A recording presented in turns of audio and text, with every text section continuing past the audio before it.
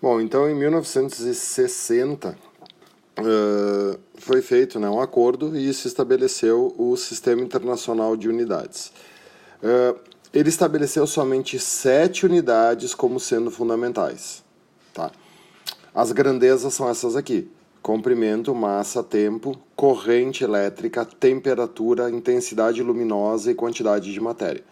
A única desconhecida aqui que a gente não usa no ensino médio é a intensidade luminosa, representado pelo candela, que o símbolo é CD. Essa é provavelmente uma que tu nunca viu e nem vai ver, a não ser que tu faça engenharia ou física ou talvez arquitetura. O resto é bem conhecida da gente. Então notem que o comprimento, a unidade dele é o metro e o símbolo é M minúsculo. Precisa saber essa 7 de cor? Não tem que saber isso aqui de cor. Agora, o que é cobrado, tá? O que as faculdades cobram? A simbologia, tá? Todas as unidades, quando escritas por extenso, devem ter inicial minúscula, mesmo que seja o nome de pessoas, tá? Então, quando tu escreve por extenso, tá vendo? Newton, Pascal, quilômetro, é sempre minúsculo, mesmo que seja nome de pessoa. Agora, os símbolos são escritos com letra minúscula, a não ser que se trate de pessoa. Se se tratar de pessoa, é maiúsculo. Então, olha só, metro é M minúsculo. Quilograma, que é um dos mais errados, né? É tudo minúsculo. Até porque o quilograma é um prefixo junto, depois eu vou explicar. Segundo, né? O quilograma é uma exceção aqui, tá? É a única que tem prefixo. Segundo, tá vendo? S minúsculo. Ampere, A maiúsculo, porque é nome de pessoa. Kelvin, K maiúsculo, porque é nome de pessoa. Candela minúsculo, CD e mol minúsculo, porque não é nome de pessoa. E nunca flexiona no plural, tá, gurizada? Tipo assim, ó, 1 Newton. Opa, tá com tilt aqui, ó. 1 Newton. E aí depois 2 newtons. Não bota o S, tá? A gente fala 2 newtons, mas nunca flexiona no plural. Senão fica força vezes tempo, que é outra grandeza, tá? Falando sobre prefixos, tá? Isso aqui, infelizmente, tem que decorar, tá? Então nós temos os principais aqui, não são todos, ó. Giga, mega, quilo, mili, micro, nano, pico. Aqui não tem regra. Por exemplo, a confusão aqui do quilograma, tá? A gente vê muita gente escrever esse K como sendo maiúsculo, né? Por exemplo, quilômetro, o K sendo maiúsculo. Tá errado. O K tem que ser minúsculo, porque o K é um prefixo chamado quilo. O prefixo quilo, que é 1000, é representado pela letra minúscula. Aí tu vai dizer assim, ó, tá, peraí, Matana, mas mega e giga são letras maiúsculas e não são nome de pessoa. Não existe regra do SI para prefixo. A regra do SI é para unidade de medida. Metro é unidade de medida, segundo é unidade de medida, ampere é unidade de medida. Isso aqui são prefixos. Prefixos, infelizmente, têm que ser decorados. Tanto é que o giga é G maiúsculo e o mega é M maiúsculo, e aí eles, né, como tinha muito M, né, tinha o M do mili, o M do metro, ó. Mili é M minúsculo, e depois começou as letras gregas. Micro é a letra grega mi, nano é o Nzinho aqui com uma perninha mais comprida, pico é o rho, que é uma outra letra grega. Então isso aqui tem que decorar. Esses são os mais usados, a gente vai decorar eles de tanto fazer exercício. Mas o principal aqui é o quilo, tá? O prefixo quilo, que significa 1000. O que é 1 quilômetro? 1 quilômetro são 1000 metros, né? O que é 1 quilonewton? Que não é uma coisa comum de tu ver, mas pode aparecer. São 1000 newtons. Esse K aqui sempre vai ser um K minúsculo. Beleza? A única exceção que existe do SI é o litro, tá? O litro, se tu olhar aqui, ó, o L minúsculo parece o número 1. Então, no momento que tu ia escrever 1 litro, ficava 11, né? A pessoa lia 11. Então, o litro, apesar de não ser nome de pessoa, ele é aceito ser escrito com L maiúsculo. Se tu puder fazer o L manuscrito, que é esse L aqui, aí tu usa o minúsculo. Mas se tu não conseguir fazer esse L aqui, aí tu pode usar o L maiúsculo para a pessoa não confundir o símbolo com o número 1. Já faz esses dois exercícios aí de teste, tá? É bom revisar. Como a gente viu em aula, as grandezas vetoriais são representadas por vetores. Os vetores dão o quê? Os vetores dão a direção e o sentido da grandeza. Não pode confundir direção com sentido, isso é bem comum, tá? A direção é a barrinha, isso é uma direção, tá vendo? Que direção que é essa? Horizontal. O sentido é a flechinha. Essa direção é horizontal e esse sentido é para a direita. Ou tu pode ter a mesma direção horizontal e o sentido para a esquerda. Tá? Então, a flechinha é o sentido, a barrinha é a direção. Pensando nisso, identifica que só existem 3 direções. Né? A direção ou é horizontal, ou é vertical, ou é diagonal ou inclinada. Então, só tem 3 direções. No caso dessas diagonais ou inclinadas, tu vai ter que dar 2 sentidos. Por exemplo, esse vetor aqui, ó, ele é diagonal ou inclinado, a direção. O sentido dele é para cima e para a direita. Por exemplo, esse vetor aqui, ó, esse vetor 3, a direção dele é diagonal, o sentido dele é para baixo e para a esquerda. Então, não confunde direção com sentido. O que interessa para nós aqui são as operações com vetores. É isso que tu tinha que te lembrar, que tu deve ter aprendido isso na 8ª série. Tá? Isso é bem importante, a gente vai usar muito em eletricidade, muito em dinâmica. Existem 2 regras para somar vetores. Tá? A primeira regra para somar vetores é a regra do paralelogramo, que é a mais comum. A regra do paralelogramo diz que os 2 vetores devem ser colocados na mesma origem. Tu vai ver em eletricidade quantas vezes tu vai precisar fazer isso. O vetor soma é calculado através da lei dos cossenos. Então, olha só. Se o ângulo entre eles for 0, o vetor resultante é a soma dos 2. É o caso mais simples que tem. Aqui são os casos particulares. Então, vamos imaginar o seguinte. Ó. Eu tenho um vetor 1 horizontal para a direita. Tá? Esse vetor aqui vale 3 unidades. Esse U é de unidade, então ele serve para qualquer coisa. E aí o vetor 2, ele também é horizontal para a direita, mas ele é um pouco maior. Ele vale 4 unidades. Ah, como é que eu sei que o ângulo entre esses vetores é 0? O que diz a regra do paralelogramo? Escolhe um ponto, chama esse ponto de origem. A partir da origem, tu desenha o vetor 1. A partir da origem, tu desenha o vetor 2, tá vendo? Os 2 vetores têm ângulo 0, né? Eles têm a mesma direção e o mesmo sentido. Então, neste caso, o vetor resultante é a soma dos 2. É barbada, né, pessoal? Os 2 vetores se ajudam. Então, a resposta é um vetor grandão de 7 unidades. Ah, vai preenchendo tua folha aí, tá? Eu me esqueci de dizer que o certo é tu imprimir essa folha aqui, ter ela contigo e vai preenchendo junto, tá? É bem importante porque assim a gente ativa os 2 lados do cérebro. O segundo caso é quando os vetores se atrapalham, quando o ângulo é 180. Então, mesmo raciocínio, ó. Vamos colocar o vetor de 3 unidades para a direita e o vetor de 4 unidades para a esquerda. Então, esses vetores aqui, ó, eles têm a mesma direção, porém sentidos opostos. Isso se chama vetores antiparalelos, tá? Quando o caso é 180, eles são antiparalelos.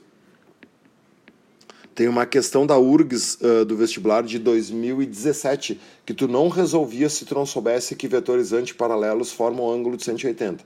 Eles têm a mesma direção, porém sentidos opostos. De novo, né? Qual é a regra? Escolhe um ponto, chama esse ponto de origem. A partir da origem, tu desenha o vetor 1, que tem 3 unidades para a direita. A partir da origem, tu desenha o vetor 2, que são 4 unidades para a esquerda. O vetor resultante vai ser a subtração dos 2, sendo que tu sempre tem que subtrair o maior do menor. Então, como o maior é o para a esquerda, o que vai sobrar? Vai sobrar 1 unidade para a esquerda. Tá? Sempre sobra para o lado do maior, então sobra um vetor pequenininho de 1 unidade para a esquerda. Beleza? Bem simples também. O terceiro caso, também muito usado, é quando o ângulo é 90. Quando o ângulo é 90, o que a gente aplica aqui? O que é isso aqui? Pitágoras, né? O quadrado da hipotenusa é igual à soma dos quadrados dos catetos, porque formam triângulos retângulos. Aqui, ó. Eu já vou colocar os 2 vetores na mesma origem para não perder tempo, certo? Tu tem um vetor de 3 unidades, vertical para cima. Essa é a origem. Tu vai ter outro vetor de 4 unidades, horizontal para a direita. Cara, eles já estão na mesma origem. Qual é o ângulo entre eles aqui? O ângulo entre eles é 90. Aí o que se faz? Se projeta, ó. Se esse vetor 1 aqui ele é vertical, no final do vetor 2 tu projeta vertical. Se esse vetor aqui é horizontal, no final dele tu projeta horizontal. Na verdade, tu fecha um retângulo. O vetor resultante é aquele que parte da origem e fecha a projeção. Esse é o vetor resultante. Tem que aprender a fazer esses desenhos. É sempre por projeção. Por isso que o nome é regra do paralelogramo, porque faz um paralelogramo que é um quadrilátero de lados, né, lados opostos paralelos. E aí, claro, esse vetor resultante, o que a gente formou aqui? Ó? A gente formou aqui um triângulo retângulo, 2, né? Um aqui e um aqui, né? Tu pode escolher o que tu quiser, né? Se esse aqui vale 3, esse aqui também vale 3, né? E aí, claro, isso aqui é hipotenusa, e aí 3 e 4 são pitagóricos, o vetor resultante ao quadrado é igual a 3 ao quadrado mais 4 ao quadrado, então o vetor resultante ao quadrado é igual a 9 mais 16, então o vetor resultante ao quadrado é igual a 25, raiz de 25 é 5, são os pitagóricos mais famosos, beleza? Então, olha só, vamos revisar. Eu acabei de aprender quando o ângulo é 0, quando o ângulo é 180 e quando o ângulo é 90. 3 casos, os principais. Mas vem cá, 2 vetores podem ter quanto, né? Qual ângulo 2 vetores podem formar? Qualquer um, né, gente? 2 vetores pode ter ângulo de 30 graus, de 60 graus, de 45 graus, de 22,5 graus. E se for um ângulo qualquer? Bom, se for um ângulo qualquer, aí tu usa o monstrinho. É uma das maiores equações, tanto de física quanto de matemática. Na realidade, essa é a lei dos cossenos. Só cuida que em matemática esse sinal aqui é negativo, porque tu acha o versor. Aqui o sinal é positivo, tá? Então cuida com esse sinal. O vetor resultante ao quadrado é igual, né, o quadrado do primeiro mais o quadrado do segundo, mais 2 vezes o primeiro vezes o segundo vezes o cosseno do ângulo. É difícil ter que usar essa fórmula em física, tá? Bem difícil. Mas o desenho aparece seguido. Então, olha só, vamos fazer aqui, ó. Já vou fazer na mesma origem, tá? Imagina que tem um vetor assim, ó, diagonal para cima e para a direita. O vetor 1. Não vou botar valor agora, tá? E o vetor 2, ele é horizontal. Ok? Maiorzão aqui, ó. Qual é que é o ângulo entre esses vetores? Cara, não sei. Mas não é 0, não é 180 e não é 90. Sei lá, esse ângulo aqui é um ângulo de 45. Beleza? Regra do paralelogramo. Se o vetor 2 é horizontal, tu projeta horizontal. Se o vetor 1 é diagonal, tu projeta diagonal. Tu tem que fechar um paralelogramo. Vou repetir, né? O paralelogramo, os lados opostos têm que ser paralelos. Ó. Se esse lado é diagonal, esse lado tem que ser diagonal igual. Se esse lado é horizontal, esse lado tem que ser horizontal igual. Isso se chama paralelogramo, tá? O vetor tem que ter o mesmo tamanho, né? Tu mede esse tamanho aqui, ó. Esse vetor aqui, o certo é fazer com uma régua, né? Esse vetor tem, sei lá, 2 centímetros. Então essa projeção aqui tem que ter exatamente 2 centímetros. Senão o paralelogramo não fica feito direito. No dia da prova tu vai fazer a olho, mas é bom aprender a fazer direito. E aí, de novo, o vetor resultante é aquele que parte da origem e fecha a projeção. Esse é o vetor resultante. Se precisasse calcular, tu usaria essa fórmula gigante aqui. Tu teria que ter o valor do 1, o valor do 2, teria que ter o valor do ângulo aqui, e aí com essa fórmula tu calcularia o valor dele. Mas isso é bem incomum de acontecer, tá? Beleza? Existe um outro jeito de se somar vetores que se chama regra do polígono. A regra do polígono diz o seguinte: tu escolhe um ponto qualquer. A partir desse ponto, tu coloca o vetor 1, a partir do vetor 1, o vetor 2 e assim sucessivamente. O vetor resultante é aquele que fecha o polígono. Professor, não entendi nada. Então vamos lá. Imagina que tu tem o seguinte, ó. O vetor 1, aqui tem um papel quadriculado, tá? Então usa aí no teu livro. O vetor 1, ele tem 3 quadradinhos para cima. Tá? Esse é o vetor 1.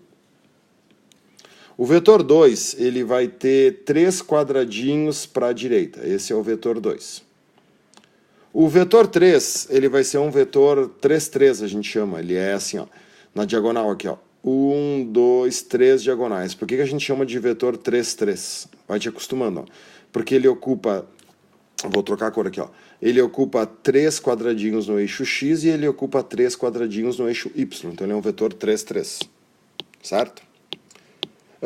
Dá para mim fazer a soma desses vetores usando a regra do paralelogramo, a regra que a gente acabou de ver? Claro que sim. Então me acompanha aqui, ó. O que diz a regra do paralelogramo? Escolhe um ponto e chama esse ponto de origem. Vou fazer fora aqui. Isso aqui tu não precisa copiar aí no livro, tá? Só para te entender o que eu vou fazer. Tu escolhe um ponto e chama de origem. A partir da origem tu desenha o vetor 1. O vetor 1 é para cima. A partir da origem tu desenha o vetor 2. O vetor 2 é para a direita, certo? Ah, mas a regra do paralelogramo é só de 2 em 2. Aí tu teria que fazer um Pitágoras aqui, ó. E aí esse seria o vetor resultante. Esse é o vetor resultante entre o vetor 1 e o vetor 2. Tá, mas eu tenho o vetor 3. Tá, daí o que eu vou ter que fazer? Pegar outro ponto, desenhar esse vetor resultante assim, né, e desenhar o vetor 3. Tá vendo que o vetor 3 é assim? E aí eu teria que fazer a regra do paralelogramo aqui. Opa, peraí que vai faltar espaço aqui, ó. Vai começar a dar tilt. E aí eu teria mais ou menos um vetor assim, ó, certo? Teria um vetor horizontal. Existe um outro jeito de fazer, que é a regra do polígono. A regra do polígono, ela vale a pena quando tu tem que adicionar n vetores, quando são mais de 2. Olha o que diz a regra do polígono, tá? Escolhe um ponto, chama de origem. Vou fazer esse ponto aqui, ó. Qualquer ponto aqui, ó. Origem. Escolhe-se um ponto 0 qualquer, a partir de 0 coloca-se o vetor 1. Mas vamos começar a entender o que a gente lê. Então, o vetor 1 são 3 para cima. Então, 1, 2, 3. Esse é o vetor 1. Vamos continuar lendo. A partir do vetor 1, o vetor 2 e assim sucessivamente. Então, quando terminou o vetor 1, o vetor 2, tá vendo? Ele é 3 para a direita. Então, 1, 2, 3 para a direita. Esse é o vetor 2. Olha a diferença. Na regra do paralelogramo, tu sempre coloca os vetores na mesma origem. Ó. Tu desenha o vetor 1 a partir da origem, tu volta para a origem e desenha o vetor 2. Na regra do polígono, não. Tu desenha um no final do outro. Olha agora o vetor 3, ó. Acabou o vetor 2 aqui, né? Então o vetor 3 ele é diagonal aqui, ó. Esse é o vetor 3. O que é o vetor resultante? Ó? O vetor resultante é o vetor que fecha o polígono com origem em 0 e extremidade no último vetor. Então, o vetor resultante, ó, ele sai da origem e ele fecha a extremidade do último vetor. Ó. Esse é o vetor resultante. Tá vendo? Esse vetor resultante aqui vai ser um vetor horizontal para a direita. Então, a direção e o sentido dá igual. Claro que se tivesse que calcular o valor dele, aí teria que usar a geometria aqui, dividir em triângulos e tal, mas não é o caso aqui. O caso aqui é só... As questões só vão querer saber a direção e o sentido. Então é um outro jeito de fazer, tá? Então, olha só, existem duas regras para somar vetores. Tu pode somar vetores usando a regra do paralelogramo. A regra do paralelogramo é melhor de ser feita quando são só dois. E tu pode somar vetores usando a regra do polígono. A regra do polígono geralmente a gente usa quando são mais de 2. Em eletricidade vai ter bastante desse caso. Claro que depois tem que fazer os exercícios para fixar, tá? E a coisa mais importante da aula de hoje é isso aqui, ó. É a decomposição, tá, gurizada? Isso aqui eu vou usar logo quando eu explicar para vocês lançamento oblíquo e lançamento horizontal, quando a gente usar momento. Para vocês terem uma ideia, tem provas da URGS que tu tem que decompor vetores em 5, 6 questões das 25, tá? Então isso aqui é fundamental. Todo o vetor pode ser decomposto. Vamos ler o título para entender. Decomposição de um vetor em duas direções perpendiculares. O que são as direções perpendiculares? O eixo X e o eixo Y. Então observe esse vetor azul, tá? Esse vetor azul ele é inclinado ou diagonal. Na origem do vetor, a gente desenha um plano cartesiano. A gente desenha um eixo Y e um eixo X. Vai preenchendo aí a tua folha, certo? A partir disso, o que a gente faz? Projeta este vetor para o eixo X, tá vendo? Ó? Isso aqui se chama Vx, se chama a parte do vetor no eixo X. E aí tu projeta este vetor para a vertical, e aqui tu vai ter a parte do vetor que ocupa o eixo Y, o vetor Y. Esse vetor, ele forma um ângulo com a horizontal. Cuidado, é muito importante, tá? Para usar as fórmulas que a gente vai ver, o ângulo tem que ser sempre com a horizontal. Por quê? A gente aprende em matemática que o eixo x é o eixo dos cossenos. Claro, né? Se o ângulo é com a horizontal, que é isso que tu faz lá no círculo trigonométrico, o vetor x, ele é cateto adjacente deste ângulo, né? Qual é que é a fórmula do cosseno de um ângulo? O cosseno de um ângulo é o cateto adjacente dividido pela hipotenusa. Então, se a gente pensar um pouquinho, olha só, o cosseno daquele ângulo ali, quem que é o cateto adjacente? O cateto adjacente é o vetor x. E quem que é a hipotenusa? É o vetor, é o v. Se eu isolo Vx, tá vendo? O V passa multiplicando. Então, Vx é V vezes o cosseno do ângulo. Então, tá vendo? O vetor x é o valor do vetor vezes o cosseno do ângulo. Com o vetor y, o raciocínio é o mesmo, tá vendo? Se o vetor y tá aqui, né? Mas é a mesma coisa que ele tá aqui, né, pessoal? Eles são, né, a regra do paralelogramo, eles são paralelos. Então, o vetor y tá aqui. Em relação a esse ângulo, o que o VY é? O VY é cateto oposto, então cateto oposto é seno. Por isso que o vetor y é v vezes seno. Então, isso aqui é decoreba. O vetor x é multiplicar pelo cosseno e o vetor y é multiplicar pelo seno. Só que o ângulo tem que ser sempre com o vetor e a horizontal. Isso é importantíssimo. Outra coisa que eu quero que vocês saibam é o seguinte: todo vetor pode ser decomposto, mas tem vetores que a componente é nula, que são horizontal e vertical. Pensa comigo, tá? Eu tenho um vetor horizontal. O valor dele, ele é V, ele é o vetor V. Né? Na vida real, ele vai valer um valor, né? Ele vai valer 10, por exemplo, tá? Cara, se esse vetor é horizontal, esse cara é o próprio eixo X. Então, vamos supor assim, decompõe esse vetor. Quanto vale esse vetor no eixo X e quanto vale esse vetor no eixo Y, certo? Velho, no eixo X ele vale V, porque é ele mesmo. E no eixo Y ele vale 0. Isto é, um vetor horizontal ele não se projeta na vertical, porque ele é só X. A mesma coisa para o Y. Olha só. Se eu tiver um vetor vertical e esse vetor vale V, se ele é vertical, ele é o próprio eixo Y. Então, quanto vale esse vetor no eixo X? No eixo X ele vale 0. E no eixo Y ele é ele mesmo, ele é o vetor V. Beleza? Isso é o que eu queria que tu revisasse, tá? Imprime a folha, preenche tudo, é bem importante. E agora faz os exercícios. Vai ter o vídeo ali da resolução dos exercícios, caso tu tenha alguma dúvida. Beleza? Bom estudo. Obrigado.